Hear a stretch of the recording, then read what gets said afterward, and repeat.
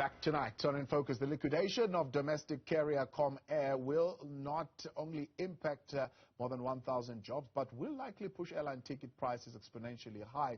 That is the observation of market watchers who've been observing the likely impact of the airline's liquidation since last month. One of those is aviation expert and SA Fly editor Guy Leitch, who joins us now to share his insight into the possible scenario facing travelers. Guy, good evening and thank you very much for your time. Before we get into that scenario, talk to us about what eroded the bottom line of this airline. Well, at this stage, as we know, the big news today was that the liquidation has been approved.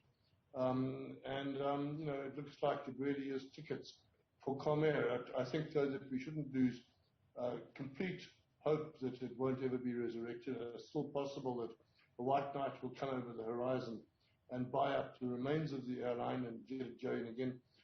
But it's increasingly unlikely. We have seen already the other airlines coming in and picking up aircraft from Comair, pilots, crews, etc., etc.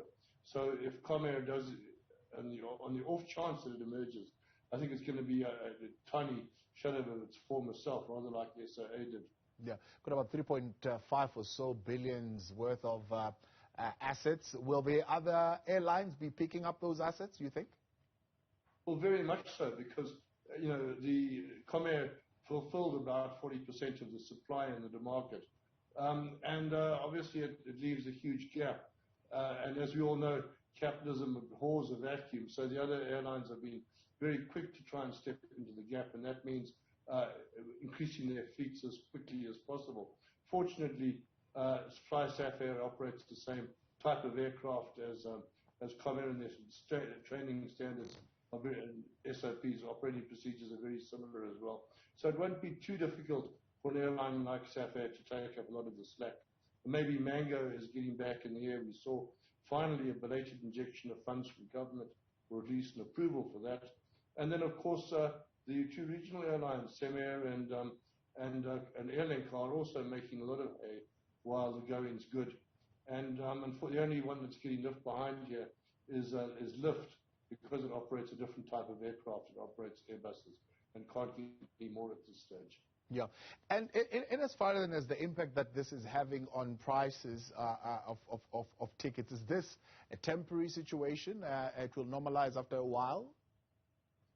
It won't normalize. Well, yes, it will normalize, but it won't return to levels that we're used to. My take on it is that we're going to have a very constrained supply, at least until the end of the year.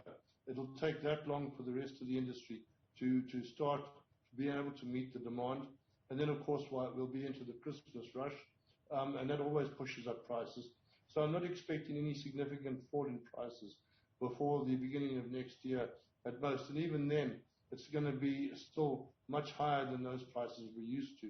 By way of comparison, pre-COVID, we were seeing airline seat prices to Cape Town of as low as 700 or 800 rand one way. Now we're looking at 3,000, 3,500. Perhaps those will drop down to the low 2,000s. But as long as the fuel price stays well over 100, or the oil price stays well over $100 a barrel, currently 120, it's extremely unlikely that we'll ever get used to, we'll ever see cheap airline ticket prices again. Yeah, is that jump purely because of the gap that is being left by the removal of Comair, or is there something else at play here? Oh no, there are many other factors at play. Obviously the overhang of demand versus supply is a key driver here, but at the same time, the price of oil is a key driver. The oil or fuel for a well-run airline costs as much as 30 or even 40% of its total cost, so that's an enormous component. And if oil prices have doubled, well, you can imagine what it does to the bottom line there. On top of that, all the airlines have got massive holes in their balance sheets. They're carrying massive amounts of debt from the COVID lockdown when they weren't able to fly at all, and yet we're still incurring costs.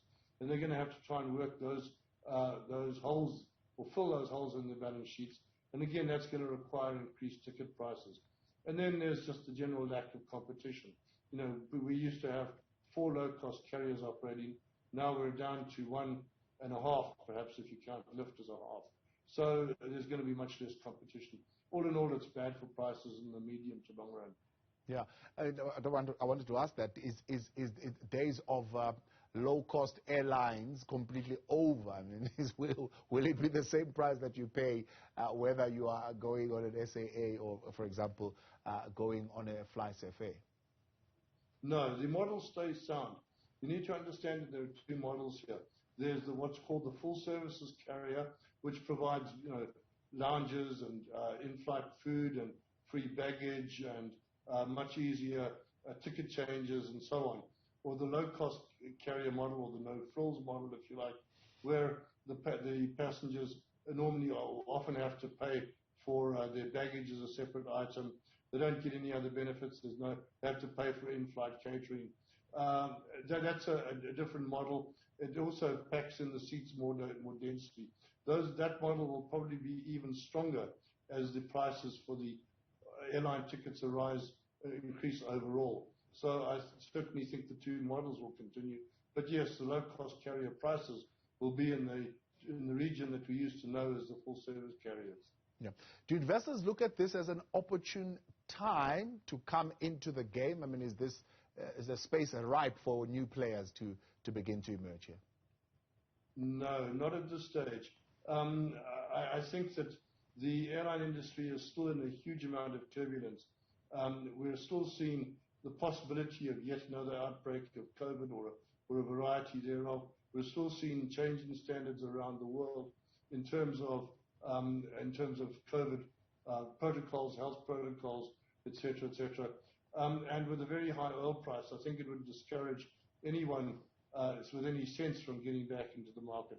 Let's not forget that the airline industry is very capital intensive and with very thin margins, and needs incredibly good experience and skills to make it operate.